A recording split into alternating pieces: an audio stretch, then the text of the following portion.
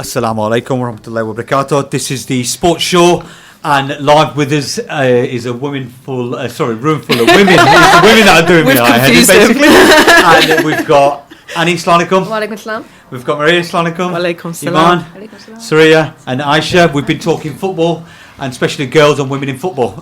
Topic is, if you do want to text us or ring us, you can ring the studio on Leicester 212-9324 and text us on 07450 925 084.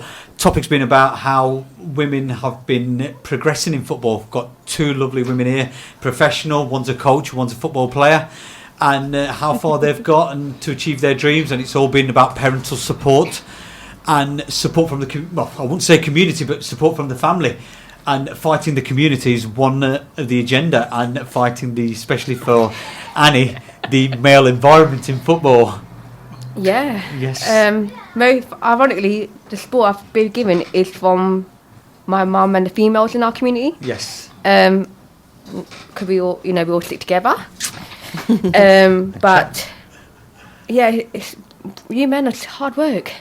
No, women gossip, men compromise. No, men don't compromise on football. They don't. Yes. But in a serious note, I've had my rough end of abuse sadly from the Asian community. They say, well, if you want to coach, that's fine, but coach women. I'm like, no, I will coach who I want to coach. You don't tell me who I want to coach. No, fair play to you. Fair play to you. But it's been hard. I know I laugh and joke, but there's been more downs than ups, and hopefully, carry on. I should back to you, Surya. Say if Asian girls or Muslim girls wanted to get into football, how could they do it, and where do they join? And are the coaches qualified, or if they want to get into coaching, what can they do? Aisha's a bit shy, I'll have to answer this. For the girls side, obviously we just coach girls between the ages of 7 to 11 at Judge Meadow, and we welcome a lot of girls. We really, really do need girls, because we end up with about 10, maybe 12 girls every week, which is just not enough, and we'd like to take them further, like the boys, they're going into the league, and I'd love to take the girls into the league. So please, girls, please, parents, encourage your daughters. If you find they've got talent, please send them to Judge Meadows on Sundays. When are we starting? September? So I think you work with the school curriculum, don't you? So we should be starting in September. It's 11:30 to 12:45. It's all indoors, completely private. Female coaches, girls only, no boys, no men allowed. So, please don't think that that's an issue where, girls are wearing shorts and that. But at the end of the day, it's completely private, completely safe. And please encourage your girls. Send them, I mean, it's for them. You're saying you want to take the girls into the league? Inshallah, we'd like to take into the league, because obviously we need a certain amount of girls at a certain age, and we just don't have like 12 girls say year 5 and 6 girls, for example, in school. And to get that, we need at least a dozen girls. Yes, you do. And we just don't have it. So and you have weddings every week. Everyone's a cousin, so yeah. they come 1 week and they miss 3 weeks, and it's always it's either a picnic or a barbecue or a wedding. I used to don't go to them. or turn up late. Everybody was like you then. Or turn up late. But seriously, there's a lot of girls out there who do enjoy football, and I think parents should encourage them, motivate them, and don't stop them. Yeah. So if they wanted to join the club, it's every Sunday starting from September. Yeah. Telephone number is 07821 046881. I repeat, 07821 046881. We'll be giving this out later on to the Radio Ramadan, so they'll be broadcasting it as well and telling them. Iman, to you, if any girls wanted to progress any further, or if they were interested in taking it slightly further than just playing, just going training football or whatever, what would you say to them? Well, there's the internet, basically. There's so many teams like recently that are becoming more, because obviously I play a lot of teams, so I know a lot of teams that are out there. And in Leicester, there's obviously Leicester City Women, and then there's people like OB and Wigston ladies, if that's like 16 and over, because obviously you're 7 to 11, and then you get the older girls who want to play. So there's always options of looking at teams like that. But then also in schools, you'd be surprised how influential it can be, because obviously girls, you hang around in big groups with girls and you want to play football, and like it's so easy for you to all get together, go to the head teacher and say, can we start a women's team? And then the more girls who get together and do that, instead of like complaining there's not this, there's not that, make a solution to the problem and get together and do it, because you'll be surprised how much like you can get if you all get together and try and make a difference. Do you see a lot of Asian girls, I mean, besides yourself, when you're playing other teams, percentage-wise, how many girls do you think are playing? I mean, you could probably count them on your hands, can't you? Yeah, like there's not many really. Like even in the team I'm in, it's always predominantly white teams that we play, and white teams that I've like. The team I'm in is probably not predominantly white people as well, but obviously like I'm Bengali, Antiguan and Spanish. Like there's not many people who are mixed race in, but I think sometimes it's not really like I don't see it as a barrier. I see that as like it's nice to be unique because I don't know, you can inspire the people who are not like from minorities to say like I'm not going to see that as a barrier. I'm going to see that as more of an opportunity to go. I agree. Further diversity. What about yourself? As a coach, we recently had open trials for the Leicester City Centre of Excellence, and we had one of the breaking records of the girls trying out for open trials, and unfortunately the BME girls were lacking. I'm not sure why, but we still need to be at that level, that elite level. There is talent, but we just need to tap into it and nurture that development. The quicker we nurture the development at grassroots, the quicker we can get girls like Iman at that elite level. And again, it's about starting at the bottom to the top, because it's not about the coaches, because at the girls, it's not about how you look, it's about what you can do on the pitch with a ball. Yeah, obviously. And again, like you, I'm very proud when I go to Arsenal, Birmingham, Villa, Albion, Bristol, up and down the country every Saturday. I'm very proud of where I've come. Like, I'm standing on the manager's line with the Leicester kit on. Yeah. You know what I mean? It's not ego. It's about showing people that we can do it. Yeah. Of course we can. We can do it good. Yeah. And that if pride. not better. Oh, of course. I'm not going to argue with that at this moment. We only lost twice last season. Fantastic. So maybe. If there was any words of wisdom, so we have to. What would you say to parents and to girls? What would your advice be? Just let them be them. Just let them be. Just let them be. I would beg mothers. I see a lot of Do you think there's still a taboo? Yeah. Of course there is, but there seems to be a generation of very young, arrogant men who talk down to. I know it's digressing slightly. Bye. It impacts on society as a whole. The way mothers are being spoken to, sisters are being spoken to, daughters are being spoken to and treated, that reflects on how they then perceive women and their roles in society. And as I've said before, if we can be judges and solicitors, and if we can run corporations and football coaches, we can do anything. So stop belittling us. Yes. Mothers, please instill a sense of respect in your sons, in your husbands, whoever, so that they appreciate who we are and what we can achieve as women. Amen. Iman, what yourself? If you could wrap it up. I'd like to say, parents might see football as something that they're not getting somewhere in life, or they're not doing anything like good with their time. But with me, I play football. I do play football, and I do photography as well. I've been doing that for 4 years. That's like a part-time job, and I'm going to university in September. Like, there's so many things. Like, you can study, you can work to get money, you can play football as well. Like, it's not holding you back. If anything, it's pushing you to go further and to set an example. So, about yourself? Any words of wisdom? Well, I just like to say out there, please encourage your children to come. We really do need the girls, and just keep sending them, even if it's just for fun and excitement, a bit of exercise or whatever. Eventually the girls would love it, and they would see the fun in it, and they would want to take it seriously. But please, I'd like to see more girls on Sundays. Inshallah. Aisha? I would say this is a good opportunity to take you further and get to express yourself as well, because football's a sport to enjoy it, to get to know other people, make friends, socialise. Like, for me, when I went to go in a team, there wasn't many Asian teams around, and now that they have got one, make the most of it. You might as well send your children, send your girls there, let them enjoy themselves and make them feel free. I mean, from where I'm sitting, I see Five Sisters as role model. Are you saying that, or you're... No, no, I do. Especially for young girls. Yeah. You've got a parent who's supported her daughter. There's yourself, who's there as a coach. We've got Iman as a player, and we've got two coaches here. Definitely. So I really, really, girls, if you're out there, mothers, dads, if you're out there and the girls are interested, come out there and, let the girls be what they want to be. At the end of the day, they're only young once, and let them live the dream. And there is girls out there. I mean, we get a lot of phone calls through boys football. Do you do anything for girls? Yes, but then you get so many phone calls. Then when you speak to Surya and Aisha, did they?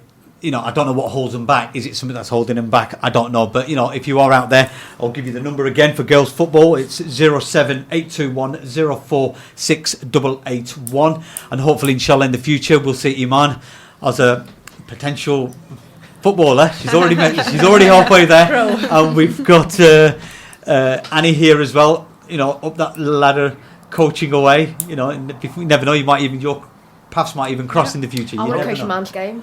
Oh, I want to go into you want to go, man? yeah. Okay, all right, Arsenal fair enough. probably.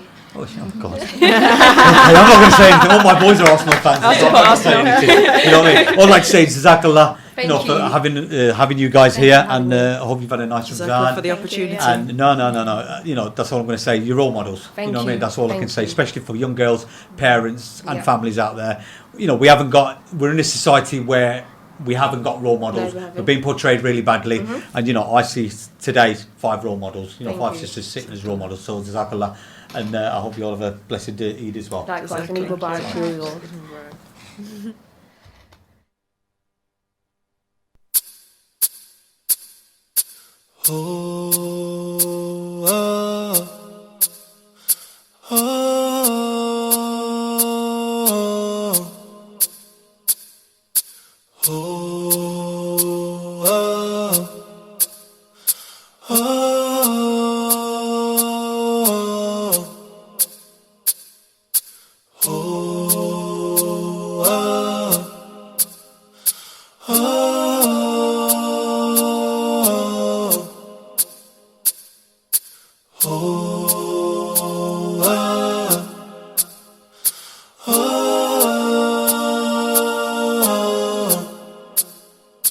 I was a poor, wayfaring stranger, traveling through this world alone.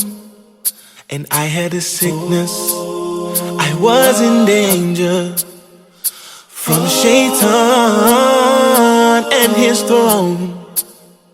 But he was there to guide me truly, and he was there to show me the road. Now I am a Muslim, and I see clearly that this life, it ain't my home.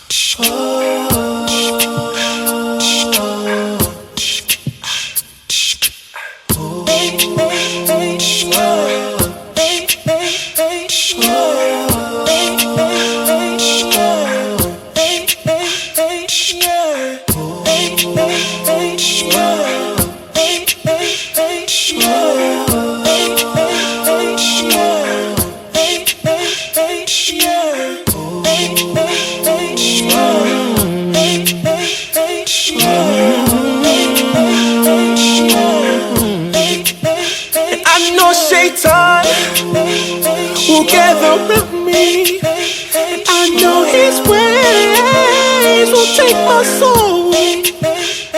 But I am a Muslim, and I see clearly that this life, it ain't my home.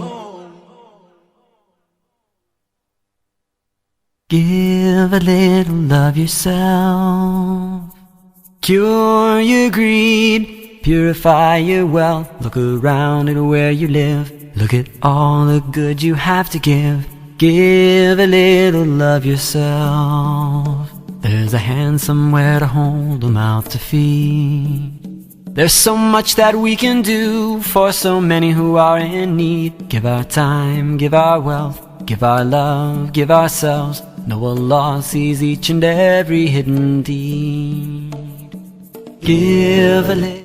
Assalamu alaikum wa rahmatullahi wa barakatuh. You're back listening to 95.1 FM Radio Ramadan, and you are listening to the sports show with Ahmad Moravia and myself, Sohail. And Ahmad. Walaikum salam. How are you, Ahmad? Alhamdulillah. Sorry for keeping you up in the thingy, but we was predominantly, you know what women are like, and you can't complain. so I do apologise, it did drag on slightly. No, that's fine. Alhamdulillah. Sounds like a very interesting show you had there with the ladies. Yes, it was. There is stuff out there for girls, and especially women as well. You know, girls are interested in football, and why not? It's not a boys' sport anymore. We had a decent World Cup, Women's World Cup, that is. You know, I mean, we lost in semi-finals, came third. What more can we ask for? That's it. It's just all about promoting and networking with the girls and the ladies to promote Islam and football at the same time, to show them that not only guys or men can play football, it's sports for the whole. No, definitely. I mean, the second half of this show, we're going to be talking about Asians in football. If you want to participate, you can text the studio on 07450925084. That's 07450925084, or ring the studio on 2129324. We're going to be taking a couple of phone calls as well. We're going to be talking to a certain Mr. Rashid from West Ham and the FA. We're going to be speaking to Ati Yaku from the Scottish FA as well, and we're going to speak to an ex-professional footballer, Anwar Uddin. We're going to try and get this done hopefully in the next 20 minutes, inshallah, and they're going to talk about why there's still a lack of Asians in football. Inshallah, that should be quite interesting. So here's a question. Why do you think, I mean, this is a debate that's been going on for 25 to 30 years. I mean, I'm old school, 87, when I left, you know, when I did my trials and stuff like that. We don't want to go too much into it, but do you think it's something to do with the colour of our skin? If I say it without being rude, then yes. At the end of the day, I mean, we know, I mean, up and down the country, we've done our research, we've known lads who do similar things, run clubs and football and stuff like that. And the thing is, it's the same old story. A talented lad, you know, really, really good. By the time they're 16 to 18, the club releases them.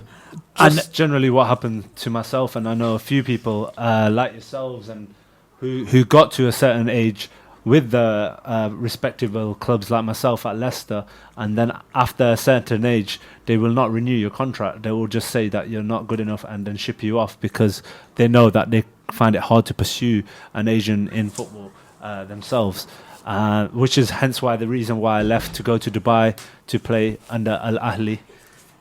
And obviously played there thinking I can come back into the system, which I came back into the system at Burton. Here's the thing then.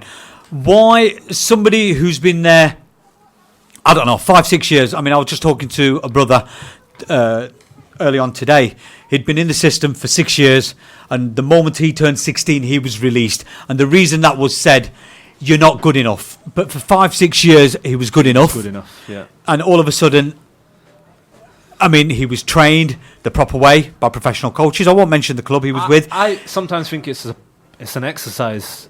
Are we just a tick box exercise for the clubs?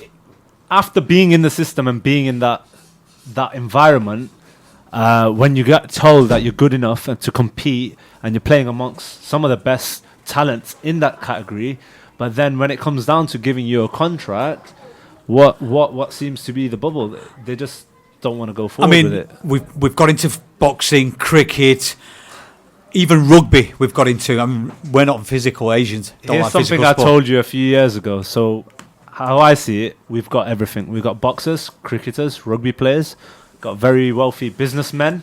We've got lovely organisations and charities. The only thing we're lacking is football players. The day we have football players, we've got it all. So, end of the day, it's quite a big bubble to burst for Asif, here's a question for you. Why do you think we haven't made it into football?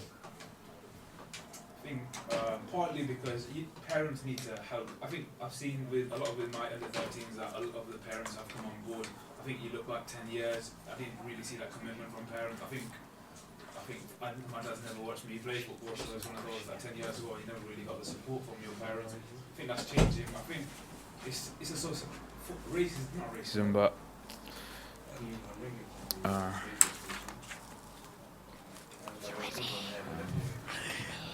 So you think it's the colour of our skin, and at the end of the day, it's a two-way process. It's a parental support as well. That's really, really required as well. I think if there was an Asian kid abroad and came through Morocco and these other African countries or something like that, I think he'd have a better way of getting into football if he came through a different country than if he was in England. Hence why the reason why I went back abroad after Leicester City, I went abroad to play football so I can get back through the system rather than direct through Leicester City. But once you, from years of experience, I know once you come out of the system, it's very, very hard to get back into the system. I know guys up and down the country, I know kids up and down the country talking to parents as well. Once you get out of that system, it's very, very hard to get back into it. You end up either playing semi-professional football, that's what they do. I mean, there was a research done recently with 100 kids between the age of 10 and 18 who were, these were all Asian kids. I have a guess how many, all of them were literally released from 2006 to 2014. How many do you think ended up playing semi-professional football? Out of how many? Out of 100 kids. 10%, if that. So, take a guess. I'm just talking about 3 or 2. No, only 9. 9 actually carried on playing football. Yeah, the others were still playing football, but it was a mates thing. You know, maybe it's... Are we too much into our own community? We don't, because to play football, to be spotted... And to take it further, you have to go out there, join a club, you have to play constant football, you have to be noticed, you have to be noticed by the academies, you have to invite scouts over, you know, you have to be playing certain level of football to get noticed. At the end of the day, if you're going to, I mean, this ain't to dig at anybody, but this I've seen this up and down the country, I've seen it up north, seen it in the Midlands, I've seen it in Leicestershire, London, Yorkshire, Scotland, everywhere. We tend to stick within our own. You know, we try and do these Asian tournaments, and next thing you know, it's all about Asian football. Yeah. You know, and we tend to lose the progress. Yeah. I think we got a call, Ahmed. Yeah. Assalamualaikum, Rash. Walaikum salam. You okay? It's Ahmed. You okay? Yeah, I'm okay, thanks. Yeah, Jazakallah. I'm going to make it short. I know you're a very busy person. So I'd just like to welcome you on the show. I'm not going to. You don't need no explanation. We know who you are. You know what I mean? Yeah. So I know you've worked quite a lot with a lot of clubs, and you've worked up and down the country. Just a quick perception. Where do you think Asians, BME, why we haven't progressed, into clubs, or we haven't progressed professionally? I think from my experience, I've seen a lot of positive things happen. In terms of the grassroots, there's lots of BME kids playing, lots of Asian kids playing, at grassroots level. I think it just needs a professionalizing, especially at grassroots, in terms of identifying talent, identifying coaches with talent, and making sure we raise the standard of grassroots football clubs, especially from the BME. And then obviously we've got to make sure that those clubs are linked to a professional setup as well. Do you think we tend to stick with, yourself, I know myself as well, we try and do a lot, we stick within our own community, to be noticed, you've got to be out there playing regular football for an established club. Well, not established club is not the right word, but for regular, competitive grassroots football. Yeah. And instead of sticking around, Asian football, Asian leagues and stuff like that, we need to be out there, be recognised, at school, for teams. Yeah, I think there's nothing wrong, just playing for dominant Asian teams or BME, because you've got to remember the demographics. It's all about increasing opportunities for young people, boys and girls to play football. But I think there is a need, because in certain areas the demographics might be a lot of Asian people in that area. So you've got to set up something for the kids to start playing, and then you can branch out and try to find them a club to play for. And then they get the experience of playing grassroots football, and if they're very talented, I'm sure they'll go and play for better teams. But you got to remember, we've got to have the structures in place. Yes. I know, like you mentioned, we started playing for Asian clubs. Yes. And obviously we moved on because we wanted to challenge ourselves. We wanted to play on good pitches. We wanted to get better coaching, receive better coaching, playing higher standards as far as you can. And I think there's opportunities for a lot of boys from the BME to play decent standard. There's a lot of clubs around the country. Some are very established. They've been playing, good standard of football. They've got a good youth development program. They've got a good senior team. They've got a good philosophy, and they've got their own DNA. But in terms of the new club starting in that, I think that is important as well as the established club, because you want to increase the participation. Yeah. You want to increase the standard of coaches. You want to increase the standard of coaching opportunities for coaches, even becoming scouts, leading up to the academy standard coaching. So I think we need to make sure that, there's a legacy, but there's lots of things happening. And I'm sure across the country there's lots of positive things happening, lots of projects, within inner cities or within areas where it's high Asian demographics. But I think we've got to make sure that there's a procedure, there's a structure, for the boys to be identified and moved into mainstream club football, or talent ID days, or academy trials, or EPPP at the academies. I think we just have to make sure that we educate the coaches, we educate the parents, we educate the children, because I believe if you've got better coaches, you're going to have better players, because they're going to be up to date in terms of their qualifications. They'll create a positive environment for children to learn and have the best opportunity. And I think it's all about education. But I think it's important that, we don't forget, we have to encourage parents, because they're your stakeholders. They're the ones who bring the kids everyday training, match days. So I think you've got to make sure that they understand, if they've got a boy who's talented, how can we make sure that, that talent is nurtured in the right way? But you've got to have the links with professional clubs as well. Obviously, yeah. What's your general perception up and down the country? Especially from our community. I think it varies, because obviously Leicester is where my journey started. Yes. So I do revisit Leicester and the club and the professional club and the academy, the way they're linked with the grassroots club, and I think it's an excellent model. But again, those clubs have been established for the last 20, 30 years. So there's a lot of boys playing at the academy standard, and the head of recruitment is very much linked. And I think the model up north, especially in Leicester, is very, very good. But in terms of other parts of the country, the demographics are different. The academy standard is different as well. The structures are different. You've got to have the facilities as well. You've got to be playing mainstream football. So I think it varies from, Yes. Around across the counties, and especially up north and up south. It's different landscape, but there are kids playing good football. There are coaches coming through. I know a lot of coaches who are working at the professional academies now. I know a lot of coaches who are working in the community foundation departments at the professional club. I know there's a lot of Asian scouts working at different clubs. So we have moved on. I think there's more opportunities. Yes. Because we have got a lot of role models coming up now as well. But when I first started over 20 years ago, there was only me now. So it's good to see there's lots of new young up and coming coaches coming through. There's lots of new clubs are set up. But I think it's about holistic education. Yes. It's not about identifying talent. You've got to make sure there's opportunity for that talent to be nurtured, whether it can be within that community centre, yes, and then it's linked with the talent ID at the professional football club. If you needed to summarise, say, like budding youngsters out there, parents out there, and you had to summarise everything, what would you say? Say they wanted to take their career further, they wanted to be noticed. What would you say? Words of wisdom, or what would you like to say if they want to follow the dream? I said they have to encourage their boys to play football, let them enjoy as well, right? And making sure they're getting the right coaching. Yeah. And opportunities are there, because everyone is looking for talented footballers.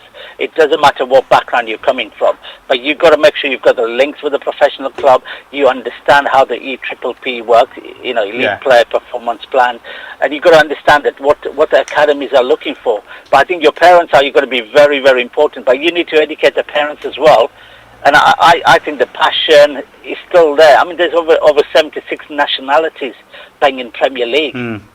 It's a global game, and I think in terms of the role models, there are some, a lot of up-and-coming young players at the professional leagues. Yes. Some have been given contract at some professional clubs as well. So I think parents have to be positive, but they have to support their kids. and making sure that we still retain them in the game, whether it's at a participation level or at a professional level. But that goes with that goes for the coaches as well. Of course it I think does. we've got to make sure we educate the coaches. There's lots of opportunities for coaches to become at whatever level they want to become, and I think you just have to grab it with, and you've got to drive, and you've got to have the determination. Yeah. No, Jazakallah for that, Rash. You know what? Thank you, and Jazakallah for coming on. And hopefully I will speak to you later on anyway. So, all right, Jazakallah for that. Yeah, thanks. Okay, Assalamu alaikum. Well, that was Rashid Mama, ex-Leicester City, who's with West Ham and the FA now. And that was his point. Do you agree with what he's just said, lads? Yeah, to a great extent, he's speaking out of experience of being brought up in the system from Leicester all the way to obviously West Ham now, and obviously even myself, I've had great experiences with Mama. He's the one who helped me from grassroots level to get to where I was at Leicester. I mean, we've just had this is quite a strong text that's just come on, so what they put down? Hold on. Somebody's put down, bro, we need to be straight up and agree these men's are racist and these men don't like playing with brown people in the course. What would you say to that? Well, you see a lot of brown players in the Premier League. Yeah, I think I disagree with that. I don't think that. I think clubs need to be educated. I think it's a big jigsaw puzzle, and clubs need to do more. I mean, certain clubs, I can't mention any names, will just have kids from the BME group, and especially from the Asian community, and they're using this as a tick box exercise. Yeah. Do you have BME kids? Do you have Asians in kids? You know what I mean? Totally agree with you. Like, to be fair, I don't think the Premier League or any football league is racist. They don't try to tend to. I wouldn't use them words specifically, and I'm sure Asif and Adam would agree with me that we wouldn't see, because there are a lot of multicultural we've just had another call. Assalamu alaikum. Walaikum salam. Is that Atta? Yes. It's Ahmed, you okay? Yeah, I'm good, thanks. Yeah, not bad. No, we're just talking about Asians in football, and we thought from your Scottish FA, because I believe you're the equality officer and you work quite closely with clubs up in Scotland. What's the, is there a protocol? Are kids moving forward? I mean, we've just been debating here for like the last 25, 30 years. Asians still haven't broken into mainstream competitive football. Yeah. They're there with clubs. Unfortunately, it's still a sad state of affairs here as well, but I think over the last few years we've made massive inroads in the Scottish FA. How we've done that is by appointing 6 equity officers that work across all the Scottish regions, and what we are trying to do is primarily I'm going into mosques, for example, and setting up what we call participation centres. So we're developing the volunteers within the mosques, and as well as that, they're becoming into coaches. But rather than just leave them alone, we're trying to then link them into clubs as well. So that could be grassroots clubs, or it could be professional clubs. So we're trying to establish that link that's been missing for far too long. Do you think it's, do you think it's parental support, or do you think it's much more? I was just talking to a kid today. He'd been in the system for at least 5-6 years. At the moment he turned 16, he was released, and he was a very, very good player. And talking to his parents and talking to Charlie, and he goes, well, do I really need to get into football again? I've sacrificed 5-6 years, and he's from the Asian background, and being Muslim as well. Do you think they're just using this as a tick box exercise? Coming the 80s and 90s, it was religion. Our religion was in the way, the culture was in the way, the diet was in the way. Now we're first generation of parents who are here, and born and bred in this country. So what's stopping clubs now? Yeah, I think now the issues, if anything, will be far greater than they were. The reason being, now youngsters and kids are seeing the football is they see a very elite game where they see the Premiership and they want to strive to be there, and they perhaps don't have the kind of get up and the kind of willpower to play in kind of lower divisions as well, because they don't know or seem to know the benefits of it. Parental support is huge. I absolutely agree. I think that's something that we need to educate our own community on. I think there's a lot more options now to do. I think there's different ways of getting into sports and football that people are taking up. You need to consider that. But yeah, we really need more Asians playing the national game as well, which is unfortunately missing. Are the mosques up in Scotland? Are the mosques supporting you and the community? Oh, it's been fantastic, brother. It's honestly, I'm not gonna, some of the mosques that we work with are from an old school background, if you excuse the expression, so they've been a little bit more difficult to engage with. But the community here is, it's a small community, so finding out that we're trying to benefit and support through keeping the mosques linked to the children, so they come in, they do their Quranic classes, they'll do maybe some other stuff. Then what's next? The next thing is group of brothers, then taking them to a facilitated training session. We help support the brothers, get coaches in that are from all backgrounds, so that the kids are getting involved with not just their own community, but also white, black coaches. Right. And the mosques are developing that as well. They're understanding that they need to keep the link with the young person and also the institute, and that's imperative. Oh, right, mashallah, that's good. The other question was, do you think, the big question is, do you think we're, 5-10 years away from seeing a child breaking through, an Asian kid breaking through, not Muslim, even just an Asian kid? Yeah, I would say 5. I would say 5 to 10. Yeah, I think that's realistic. I think, I know parents now of guys that are my age who have got kids, and their boys will be training with say Celtic, for example, and they're now in the structure of maybe pro youth, what they call it here, pro youth, and that's a fairly decent standard. They get up to a certain age, and then hopefully they get signed up by the team. But now they're actually involved in that. But what we're trying to do also is develop coaches. I myself, I'm up to my children's award. I'm trying to get my UEFA B. So if they see people within the community who perhaps they can trust and are getting involved in the game, then I'll be honest, I get calls from random parents, how do I get my son into football? And this is excellent. It's not they sometimes text me on my personal phone. It's like it's not my job to just focus on getting them into football, but more and more, they want to. They want to know what's the best pathway for them. So Scotland definitely 5 to 10 years, but I'm hoping down south it's a little bit quicker, just because the numbers you guys have got down there and the coaches, etc. It should be a lot quicker. No, Jazakallah for that. Keep up the good work that you're doing in Scotland as well, and inshallah we'll link up. Ramzan Mubarak, and to you as well, yeah. Okay, Mubarak as well. Okay, Assalamu alaikum.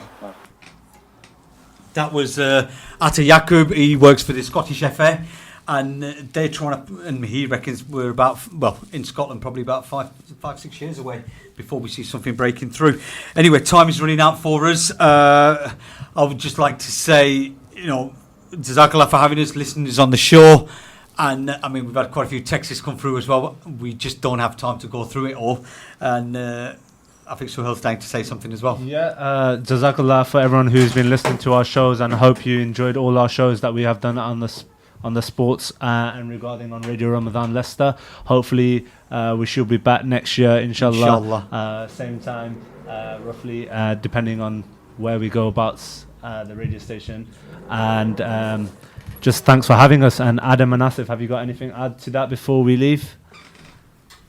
Jazakallah for having us on the radio. Just going back onto that last point that Rushid Mama made, I think it's important that we have better quality football coaches to obviously bring the best out of the Asian community.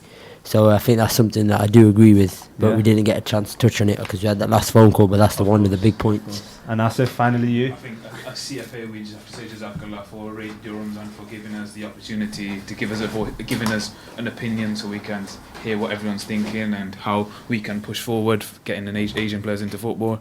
So it's just got one announcement to make. The shawarma is back after popular demand. Authentic Arabic shawarma is back. No need to go Edgware Road. Come to Radio Ramzan Studios, 207 Evington Road, Leicester, LE2 1QN. Shawarma is going to be on sale from 6:30, and it's £3.50 each, or 3 for £10. All proceeds will go to 100% to charity. City Treat, eat and donate at the same time. Does that work with football? Well, I know we've just done football, so now we're promoting shawarma. So is it healthy food? I'm not going to answer that question. Yeah, it's good. Once again, just like to say Jazakallah to the Radio Ramzan team for having us this Ramzan, and I'd like to wish them all the best of luck in the future as well. And Ramzan Mubarak and Eid Mubarak to all our listeners. Assalamu alaikum wa rahmatullahi wa barakatuh.